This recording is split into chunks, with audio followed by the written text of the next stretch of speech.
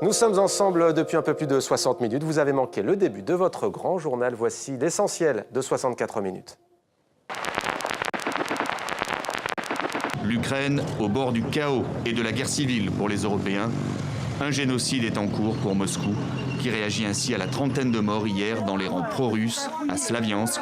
Leurs combats ne sont pas les mêmes que ceux de leurs parents. Mais malgré les critiques, beaucoup restent attachés à l'ANC, le parti de la lutte pour la liberté.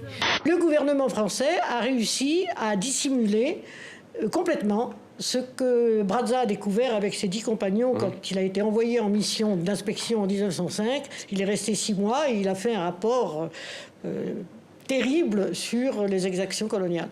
Finalement, on s'aperçoit que les conséquences finalement, de la colonisation ont été globalement plutôt négatives pour en tout cas les peuples. Parce qu'il faut rappeler quand même que cette affaire se déroule aujourd'hui dans les pays qui sont aujourd'hui parmi les plus pauvres. Un meurtre, 190 viols, plus de 800 cas de pillage selon l'accusation qui avait requis la prison à perpétuité pour la plupart des soldats. Mais au final, 13 officiers sont acquittés, un seul est condamné à vie pour meurtre et les 25 autres écopent de peines de 10 à 20 ans pour violation de consignes. Le président souffle les bougies d'un mandat presque à bout de souffle. Alors la mission du jour, c'est de raviver la petite flamme chez les Français. Oui. Moi j'aime les Français, j'aime les gens. J'aime ceux qui sont dans une difficulté et qui gardent espoir.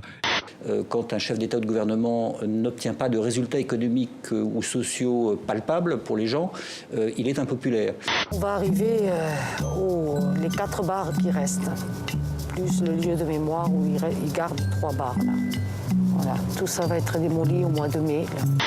En 1956, au moment de l'arrivée de ces rapatriés d'Indochine, et ils ont été logés dans ces bâtiments militaires. Le tunnel sous la Manche, 20e anniversaire. Le 6 mai 1994, le président français François Mitterrand et la reine d'Angleterre Elisabeth II coupaient le ruban inaugural pour ce tunnel reliant leurs 2 pays, France et Grande-Bretagne.